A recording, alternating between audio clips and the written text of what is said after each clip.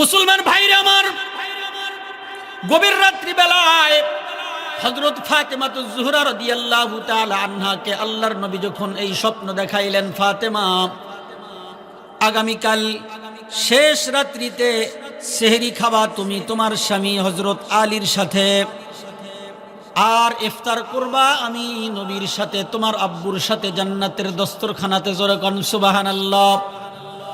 হযরত ফাতেমা শেষ রাত্রিতে সেহরি বানানোর জন্য যখন উঠছেন, ওঠার পরে সেহরি বানায়, মনের ভিতরে কল্পনা জল্পনা চলে, আজকে যেই স্বপ্ন দেখলাম এই স্বপ্নের ব্যাখ্যা দুনিয়ার কেউ না বুঝলে আমি ফাতেমার তো বোঝার আর বাকি নাই।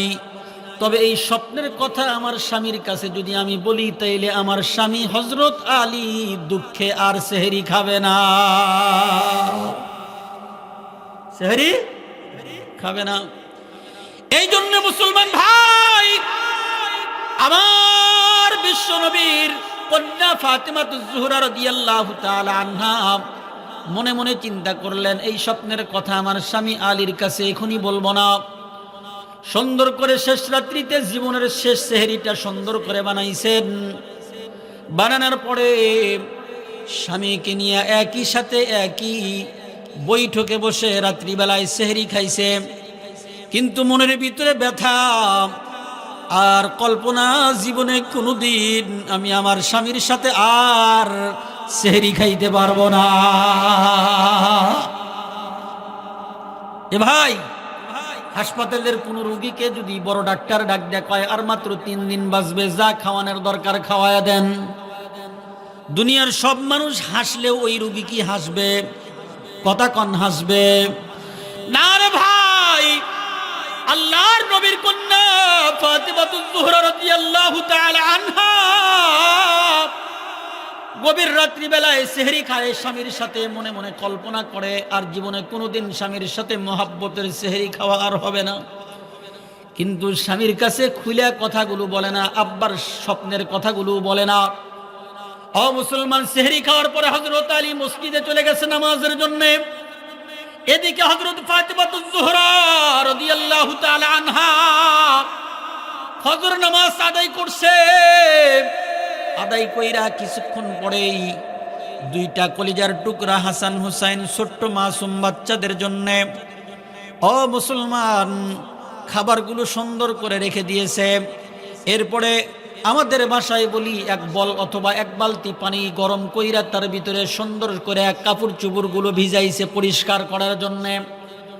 হযরত আলী রাদিয়াল্লাহু তাআলা মসজিদের নববীর থেকে ইশরাকের নামাজের পর উনি যখন বাসার ভিতরে ঢোকে, ঢুইকে দেখে ফাতেমা এত বেশি কাপড় ভিজাইছে, জীবনে কোনোদিন অতগুলো কাপড় একসাথে ভিজায় নাই, এতগুলো কাপড় এত সুন্দর করে কোনোদিনও পরিষ্কার করে না। হযরত আলী চিন্তা করলো, প্রতিদিন আমার স্ত্রী ফাতেমা যায় নামাজ থেকে উঠে যায় ইশরাকের নামাজের পরে, আজকে মনে হয় ইশরাকের নামাজও তাড়াতাড়ি কইরা পইরা এত কাজে ব্যস্ত হয়ে গেছে কেন? হযরত আলী রাদিয়াল্লাহু তাআলা আনহু ফাতেমাকে ডাক দিয়া কয়, ফাতেমা আজকে এত কাজে মনোযোগ দিয়েছো কেন? আল্লাহর নবীর কন্যা ফাতেমাতুজ জোহরা নিজের স্বামী হযরত আলী রাদিয়াল্লাহু তাআলা আনহুকে ডাক দিয়া বলে, ওগো আমার প্রাণের স্বামী, আজকে একটু আমার কাছে বসবেন, আমার কিছু কথা আপনার কাছে আমি বলবো, আপনি শুনবেন। হযরত আলী মনোযোগ দিলেন, কাছে বসলেন। ফাতেমাতুজ জোহরা রাদিয়াল্লাহু তাআলা আনহা ডাক ডাক কয়, ওগো প্রাণের স্বামী আমার, গভীর রাত্রি বেলায় যখন আমরা নামাজ পড়া এরপরে ঘুমের গড়ের ভিতরে চলে গেছি, আপনিও ঘুমায় গেছেন, আমিও ঘুমায় গেছি। রাত্রিবেলায় আজকে আমার আব্বু আসছিল স্বপ্নের ভিতরে আমাকে দেখার জন্যে। হযরত আলী ডাক দেয় কয়, ওগো ফাতেমা, আব্বু আসছিল, কিছু কি তোমাকে দিয়ে গেছে, কিছু কি তোমাকে বলে গেছে? হযরত ফাতেমা বলে, আমার আব্বু আসছিল একটা মাত্র কথা আমাকে বলার জন্যে, যেই কথাটা আমি রাত্রিবেলায় বলবো কিন্তু বলতে পারি নাই, আপনার কষ্ট হবে এই জন্য বলি নাই। আলী ডাক দেয় কয়, ফাতেমা বলো, এখন অসুবিধা নাই, কোনো সমস্যা নাই। হযরত ফাতেমাতুজ জোহরা রাদিয়াল্লাহু তাআলা আনহা ডাক দেয়, কয় স্বামী গো, আমার আব্বু স্বপ্নের ভিতরে আইসা এই কথা বলে গেছে, আমি আপনার সাথে আজকে সেহরি খাবো আর ইফতার করব জান্নাতের ভিতরে আব্বুর সাথে। জোরে কোন সুবহানাল্লাহ। ও মুসলমান, এতক্ষণ হযরত ফাতেমা স্বপ্নের ব্যাখ্যা জেনেছিল, এরপরে বুঝেছিল, কিন্তু এই মাত্র হযরত আলী শুনলো, বোঝার আর বাকি নাই। হযরত আলীর চোখ থেকে দর দর দর দর করে পানি পড়তেছে। এই স্বপ্নের ব্যাখ্যা এটাই হবে, আজকে এই দিনের বেলায় আমার স্ত্রী, প্রাণ প্রিয় স্ত্রী ফাতেমার ইন্তেকাল হয়ে যাবে। ইন্তেকাল না হইলে তো ইফতার জান্নাতে হবে না, কথা কোন ঠিক কিনা? ইন্তেকাল না হইলে তো জান্নাতের দস্তরখানার বাগিদার হওয়া যাবে না, কথা কোন ঠিক কিনা? এ মুসলমান ভাই, স্ত্রী দুনিয়ার ভিতরে যত খারাপই হোক, দেখবেন স্ত্রী মারা গেলে আমাদের দেশের স্বামীরা কান্দে কি কান্দে না? দুনিয়ার মানুষ যদি স্বামী হইয়া স্ত্রীর জন্য কান্দে, হযরত আলী, হযরত ফাতেমাতুজ জোহরা রাদিয়াল্লাহু তাআলা আনহার এত আদরের, এত মোহাব্বতের স্বামী ছিল, যা বলে শেষ করা যাবে না। এত মোহাব্বত, এত ভালোবাসা, এত প্রাণ প্রিয় স্ত্রীর কথা কত গুণগান গাইছে। ওই স্ত্রী দুনিয়ার থেকে বিদায় নিয়ে কবরে চলে যাবে, হযরত আলী বিনা বিনা কাঁদতেছে। মুসলমান ভাই, হযরত আলীর চোখ থেকে যখন দর দর দর করে পানি পড়ে যায়, হযরত ফাতেমা স্বামীর দিকে তাকায়া চোখের পানি দেখা স্ত্রীও চোখের পানি ছেড়ে দেয়। স্ত্রীও কান্দে, স্বামীও কান্দে। ও ভাই, স্ত্রীও কান্দে, স্বামীও কান্দে। দুনিয়ার সাধারণ স্বামী স্ত্রী না রে ভাই। হযরত আলী কান্দে, ফাতেমাতুজ জোহরা রাদিয়াল্লাহু তাআলা আনহা কান্দে। দুইজনে যখন কাঁদতেছে, এমন সময় হযরত আলী রাদিয়াল্লাহু তাআলা আনহু ডাক দেয়, কয় ওগো ফাতেমা, আমি জানি যখন তোমার ইফতার জান্নাতে হবে, তাইলে বিকালবেলা কমপক্ষে তোমার ইন্তেকাল হয়ে যাবে। আমি তো বড় কষ্টের ভিতরে পড়ে যাব। তুমি বিনে আমি একা দুনিয়ার ভিতরে কেমনে সময় কাটাইব? ফাতেমা ডাকতে কয়, স্বামী গো, ধৈর্য ইখতিয়ার করেন আর আমার দুইটা কথা একটু শোনেন। ফাতেমা কি বলতে চাও? ফাতেমা ডাকতে কয়, ওগো স্বামী আমার, দুনিয়ার ভিতরে যতদিন আপনার সাথে সংসার করছি, সংসার জীবনে দিনে রাত্রে আপনার সাথে কথা হইছে, আচার আচরণ হইছে, আমার পক্ষ থেকে যদি আপনার স্বামীর কাছে কোনো ভুল বেয়াদবি হয়ে থাকে, আল্লাহর হস্তে আমি ফাতেমাকে মাফ করিয়া দেন। কারণ আমাকে যদি আপনি মাফ না করে দেন, আল্লাহর আদালতে যদি আমার বিরুদ্ধে আপনি দাঁড়ায়া যান, আমি কষ্ট পাবো, তাতে কষ্ট নাই। আমার আব্বু দো জাহানের বাদশাহ হাসরের ময়দানে বেইজ্জতি হইয়া যায়। ও প্রাণের স্বামী আমার, এই জন্য আপনার কাছে আমি মাপ চাই, আমাকে আল্লাহর হস্তে মাফ করিয়া দিয়ান। আমি যেইভাবে সেবা করার কথা আপনার, তা আমি করতে পারি নাই। হযরত আলী কান্দে, আরো বেশি জোরে জোরে কান্দে। ডাক দে কয়, ফাতেমা রে, আমি মাফ করে দিলাম, আল্লাহ তোমাকে মাফ করে দিবে। তবে আমি আলী কোন দিক দিয়াই তুমি ফাতেমার স্বামী হওয়ার যোগ্য ছিলাম না। কারণ তো তুমি তো দোজাহানের বাদশার মেয়ে। জোরে কোন সুবহানাল্লাহ। হে মেয়ে, জোরে কোন সুবহানাল্লাহ। এ ফাতেমা, তুমি তো দোজাহানের বাদশার মেয়ে। আমি হযরত আলী তো সাধারণ একজন যুবক সন্তান। তোমার যেইভাবে খুশি করার কথা, ওইভাবে আমি তোমাকে খুশি করতে পারি নাই। সুন্দর বস্ত্র দিতে পারি নাই, মাথার তেল ঠিক মতো দিতে পারি নাই, খাবার ঠিক মতো দিতে পারি নাই। আমি আলী তোমার কাছেও মাপ চাই, আমাকে তুমি মাফ করে দিয়ে দিও। হযরত আলীকে আল্লাহর নবীর কন্যা ফাতেমা মাফ করে দিলেন। দুইজনের কান্না একই সাথে কাঁদতেছেন। কান্নার আওয়াজটা একটু বেড়ে গেছে, দূরে চলে গেছে আওয়াজটা। হয়তো বাসার পাশেই হাসান হুসাইন দুই ভাই খেলা করতেছিল। দুই ভাই এমন মুহূর্তে কান্নার সময় বাসার ভিতরে ঢুকে পড়ল। ঢুকে দেখে মা কান্দে, বাবা কান্দে, মা কান্দে, বাবা কান্দে। দুনিয়াতে অনেক দিন তো মা কানছে, এমন করে তো কান্দে নাই। আমার বাবা আলী অনেক দিন কানছে, এমন করে তো কান্দে নাই। আজকে কেন কান্দেন বাবা? হুসাইন মার কাছে গিয়া মার গলা দইরা মাকে ডাক দেখো, মা কেন কান্দেন? হাসান বাবার গলা দইরা ডাক দেয়, আব্বা আজকে কেন কান্দেন? এমন সময় ফাতেমা ডাক দেখো, বেটা এই সময় বিরক্ত কইরো না, তোমরা দুইটা ভাই আমাদের কাছ থেকে একটু পৃথক হইয়া তোমার নানার কাছে চলে যাও। জোরে কোন সুবহানাল্লাহ। ওর নানা তো মদিনার সবুজ গম্বুজের নিচে শোয়া, কথা কন ঠিক কিরা? মুসলমান ভাই, ওই যে বলছিলাম দরুদ শরীফ যদি আমি এখান থেকে পড়ি, দরুদ শরীফের আওয়াজটা মদিনায় লেগে যায়। মনে আছে আপনাদের? মনে আছে? দরুদ শরীফের আওয়াজটা মদিনায় লেগে যায়। এখান থেকে 11টা বাতম চাপ দিলে যদি এই দেশ থেকে আর এক দেশে যায়, টেকনাফ থেকে তেতুলিয়া যায়, এটা যদি দুনিয়ার বিজ্ঞানীরা করতে পারে, তো আল্লাহ রব্বুল আলামিন নবীজির ইন্তেকালের মুহূর্তেই আল্লাহ ফেরেশতা নাজিল করে রেখে দিয়েছেন। এমন ম্যাগনেটওয়ালা ফেরেশতা রাখছেন, যেই ফেরেশতা দুনিয়ার জমিনের আনাচে কানাচে যদি দরুদ শরীফ পড়ে, সাথে সাথে দরুদ শরীফের আওয়াজটা ওই ফেরেশতার কাছে চলে যায়। ওই ফেরেশতা নবীর কাছে সাথে সাথে হাদিয়া পেশ কইরা দেয়।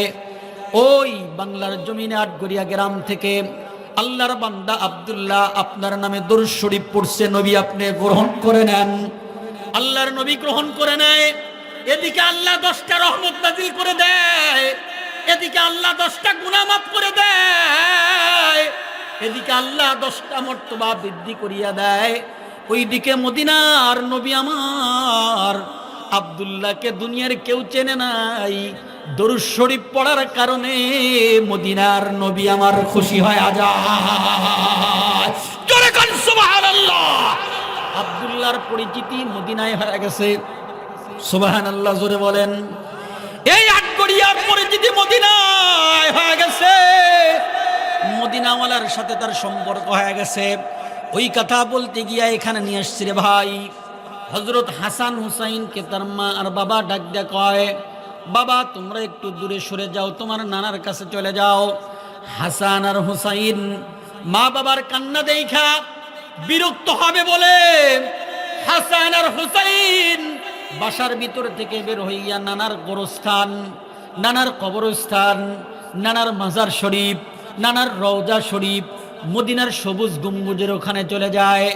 মদিনার সবুজ গম্বুজের ওই নবীজির রওজার উপরে উইঠা দাঁড়ায়, উইঠা বসে, কেউ বসে কেউ দাঁড়ায়। নবীজির রওজার উপরে উঠে এবং বসে আর দাঁড়ায়। ও মুসলমান, দুনিয়াতেই তো নবীর কান্দে উঠছিল কতবার। কত নবী আমার নামাজ গেছে, হাসান হুসাইন নবীজির কান্দের উপর উঠছে, এমন ঘটনা আছে না নাই? কথা কোন আছে না নাই? ও মুসলমান ভাই, আল্লাহর নবী মদিনার সবুজ গম্বুজের নিচে শুয়ে আছে, হাসান হুসাইন রওজার উপরে দাঁড়ায় আছে, বৈশা আছে। ও মুসলমান, দুইটা ভাই যখন ওখানে গিয়া হাজির হয়ে যায়, হাসান হুসাইন নানার কাছে গিয়া যখন বৈশা পড়ছে, মদিনার সবুজ গম্বুজের নিচ থেকে আমার নবী জবান খুইলা হাসান আর হুসাইনের সাথে কথা কয়। এ ভাই, আটগড়া গ্রামের মা,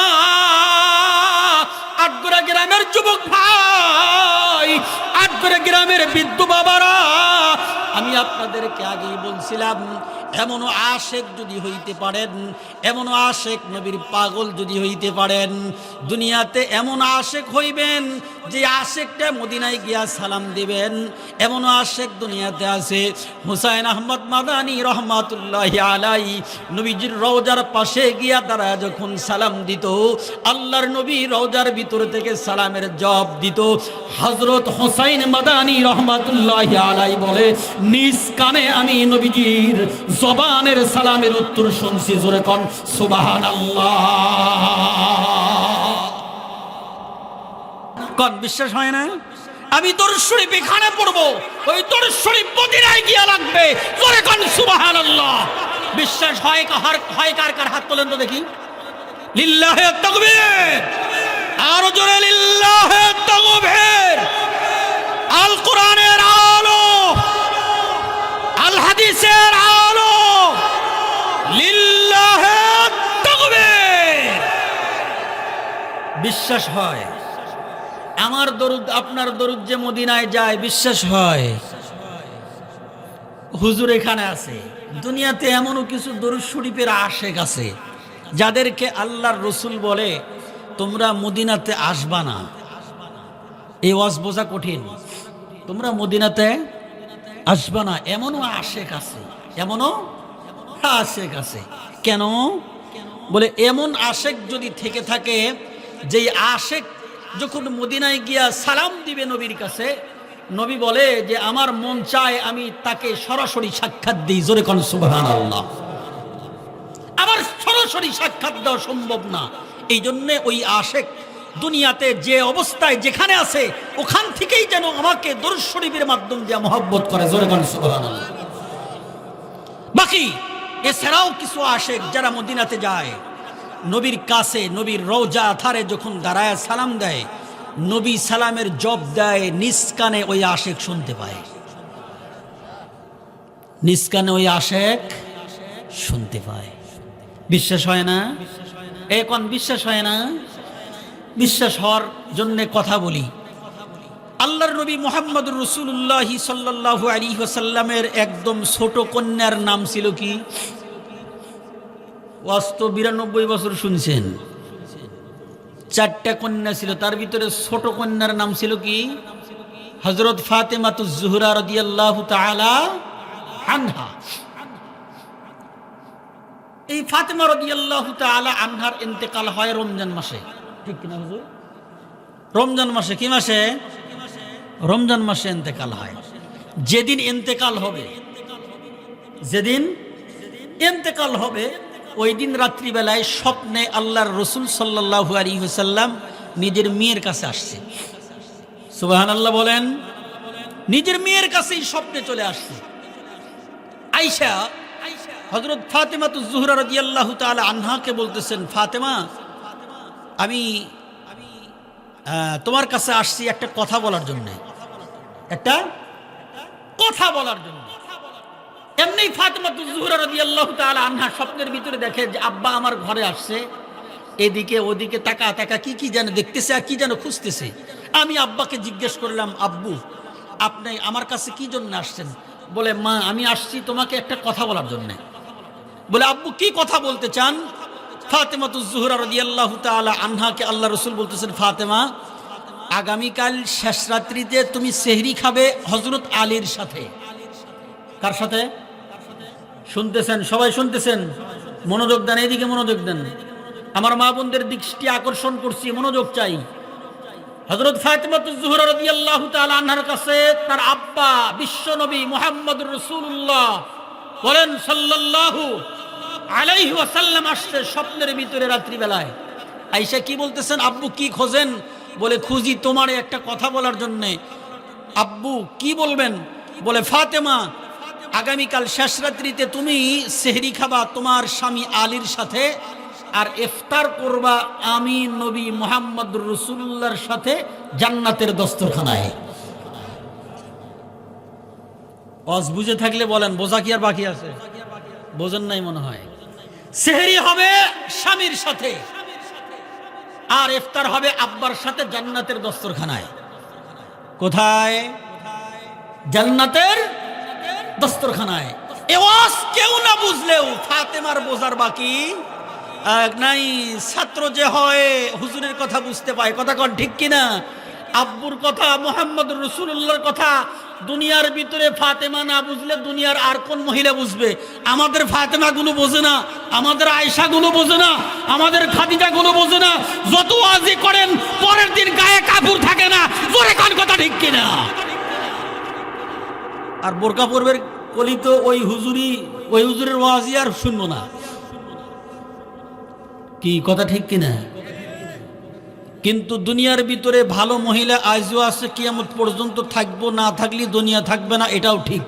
জোরে কোন কথা ঠিক কিনা? এই সেই হিসাবে আমি আশা করি এই আটগড়া গ্রামের ভিতরে ও আবেদা সালেহা নেককারিনী আমার মা বোন আছে, এটা আমি বিশ্বাস করি। জোরে কোন আলহামদুলিল্লাহ। আল্লাহ আরো পয়দা করে দিক, জোরে বলেন আমিন। ফাতেমার ওয়াজ বোঝার বাকি নাই যে আমার ইফতার হবে স্বামীর সাথে, সেহরি হবে স্বামীর সাথে, ইফতার হবে আব্বার সাথে জান্নাতে। তার মানে আগামী কালই আমার ইন্তেকাল, আগামী কালই আমার ইন্তেকাল।